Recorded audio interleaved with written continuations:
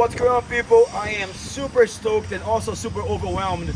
I am right here in San Francisco right now on the Fliteboard, one of the Fliteboard headquarters, and I'm stoked for the fact that they're kind enough to let me come by, visit San Francisco, and try out all their new gear for the 3.0 version.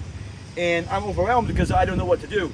Even the vests I'm gonna be trying out. So basically, we have the Ultra Light. Can't wait to get my hands on that. We have the 80 centimeter mast, golden mast. This is just incredible. The new 1800 jet wing, and also we have the 1500 over here. I definitely want to try those wings. One thing I cannot wait to get my hands on and try it out is the jet propulsion. So I don't know what to do yet, and check this out, guys. The Nano, so as you can see, this is the original Fliteboard battery. Then we have the Sports, perfect. And then now we have the Nano. And this is super, super, super light. I just can't imagine, check this out.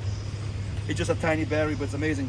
I can just imagine how this, with the ultralight, the jet, and the jet wing would feel like, how much efficient it's gonna be. So listen, I don't know how we're gonna, which order I'm gonna do this, but stay tuned. I'm gonna be doing several videos.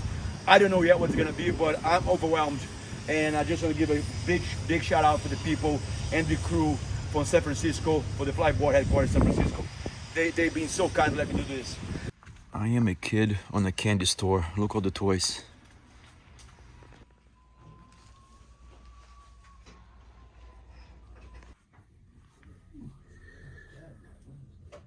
So this is Keelan over here. Keelan is one of the major guys who knows these boards inside and out. Everything that's technical about these boards, he knows it. Let me ask one question first. How fast do you go on your board usually? Well, how fast do you usually go on your e-foil? About 35 miles per hour is my top speed. So try this out. There we go. So check this out. So welcome now to the 35 miles an hour, 55 kilometers an hour club, dude. Hell yeah. I will see you riding pretty soon, man. Thank you. And one of the reasons why I want to talk to you, dude, is because I, for instance, I already service both of my boards all the time, and people think I think they take for granted the service on the board. And I want to ask for you how often they should be doing the servicing the boards. Yeah, servicing your boards is definitely really important. Your e-foil is the most important because that has your motor and different shaft seals, as well as O-rings that protect the motor from getting water ingress or water getting into the e-foil and messing up your different electronics.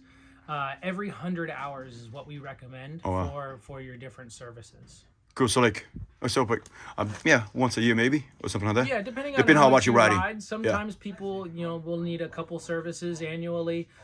Depending on if you're riding not as much, you'll only need one service per year. We always do recommend that if you are only doing one annual service, do it prior to your storage. And so that when you put your e-foil into storage, it's serviced. We've already checked the health. We know that it's in good health, so that no issue is getting worse while it is in storage. And then when it comes to getting the e-foil back out of storage and getting yourself back on the water when the weather's warm, you can pull it right out. You don't have to wait for a new service with a service center that might be busy because of the season starting That's out. a good idea. And one point that you mentioned with that putting for storage, I heard something about the battery. Is it true that you want to, let's say if you're going to be not riding for like 2 or 3 months at a time, so you're going to be pretty much sitting on the board, on the battery, what's the best way to leave the battery? Full charge, half charge, 1/3, one up? Because I heard some rumors about that. Yeah, you definitely don't want to store your battery at 100% charged or fully depleted.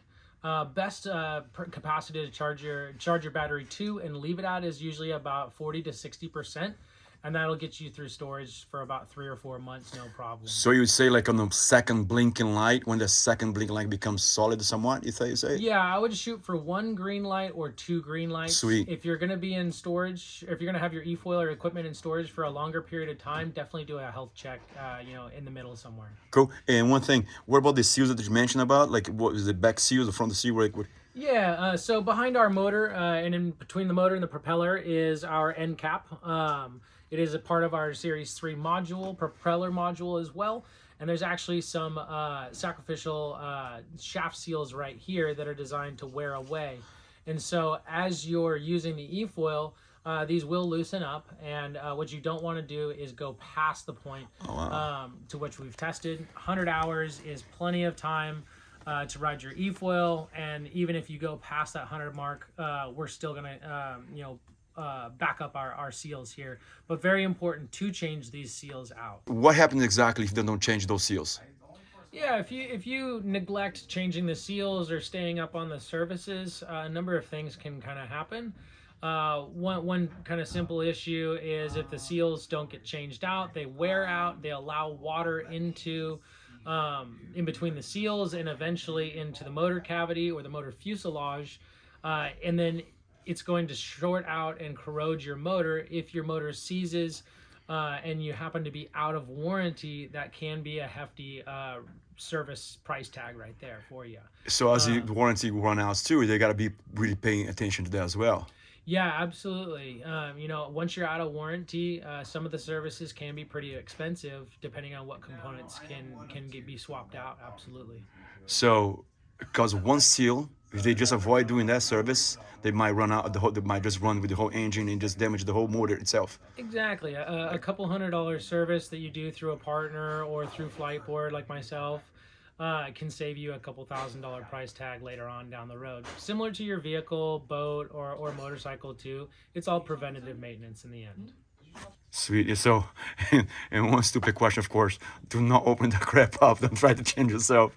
Yeah, definitely don't try to do the people doing maintenance that? yourself. We do put our partners and our different dealerships through a bunch of different training and tests so that they can work on your e-foils. And so they are trained, they are experts. If they do need help, they come to us and they ask me. Cool. One thing that I know is kind of odd too, just last one to I know we're gonna get back to work because I know you're busy putting all those orders out for the 3 Series. One man shop over here is doing everything.